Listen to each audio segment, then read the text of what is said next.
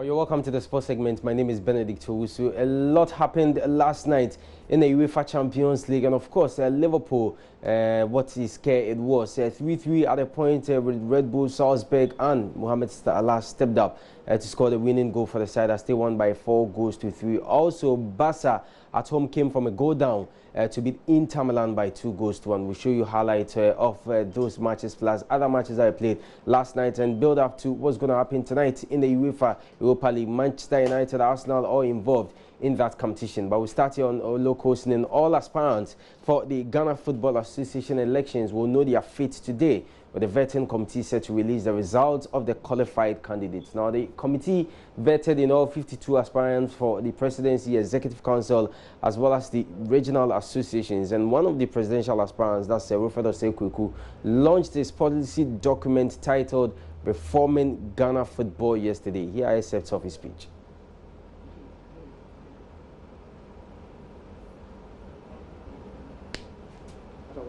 That is during the Kwesi Nyantakyi era. We went as far as Cape Coast to organize a summit. And the intention was that we wanted to reform Ghana football. So reform was on the agenda.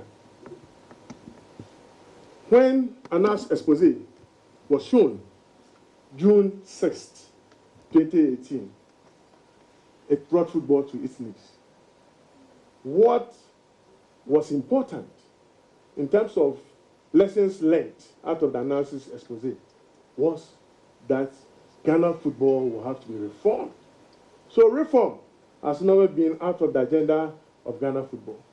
Normalization Committee, per FIFA Article 8, also took over. And the drive was what? Reforms.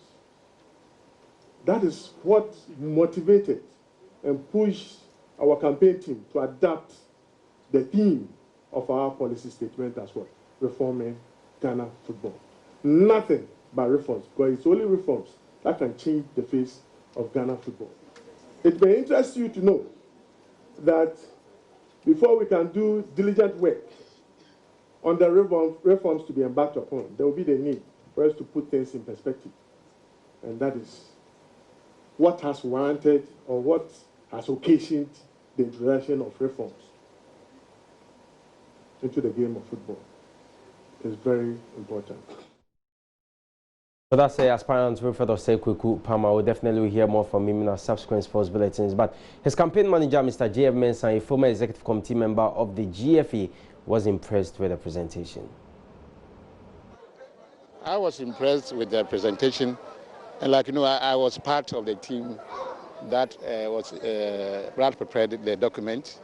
And knowing the way Palmer Itu is, I knew he was going to do a good job. But sometimes it could happen that you might be a very good presenter, you go and meet a certain crowd, and certain things might overtake you. But I think he performed excellently.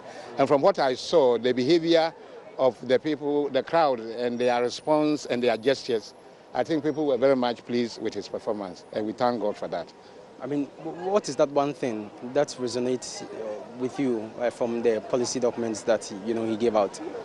No, you see, from the policy document, you will see that he identified the problems with the organization of football in the country, and he prescribed solutions.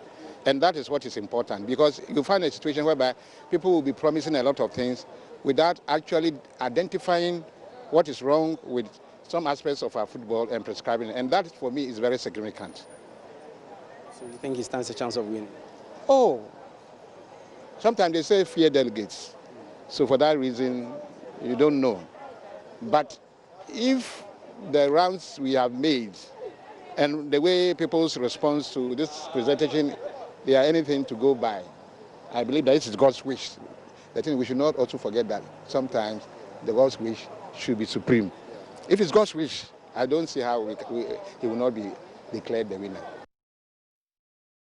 All right, now former Regional Federation Association Chairman of that's Western Region, Kujo Yanka, also shared his view after Palmer's presentation. Perfect, excellent. And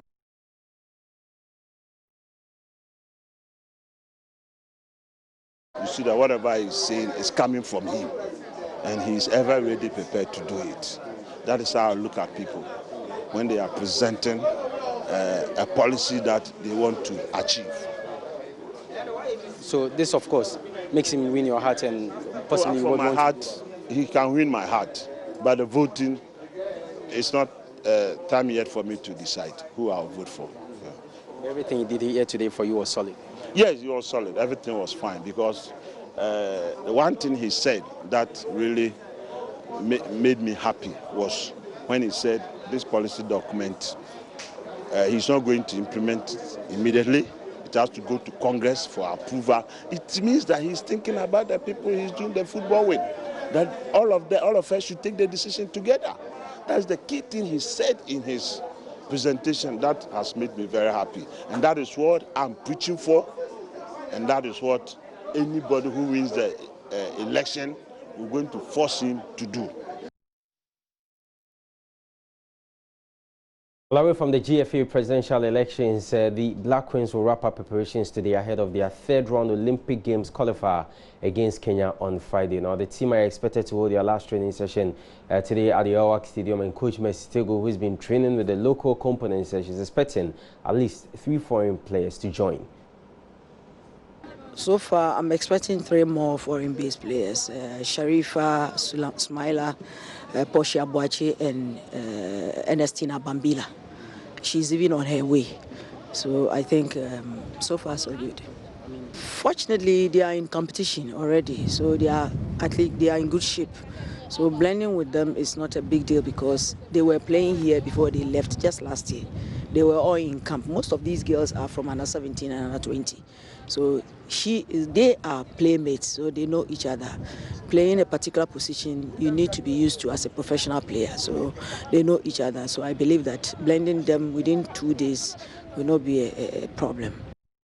Now, meanwhile, the Black Meteors have been paired with host Egypt, Mali, and Cameroon at this year's Under-23 Nations Cup, which will be staged in Egypt between 8th November to 22nd November. And the winners, of course, that's runners-up as well as the third-place teams will qualify for the 2020 Olympic Games. So they draw on your screen: Ghana in Group A with Egypt, Mali, Cameroon, and Mali, Egypt. And then if you check Group B, is Nigeria, Ivory Coast, South Africa, and Zambia.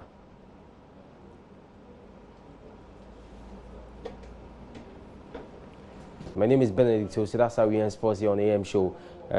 Join us, as I mentioned, at 2 our major sports bulletin on this platform. Until then, enjoy the rest of our programs and have a wonderful day.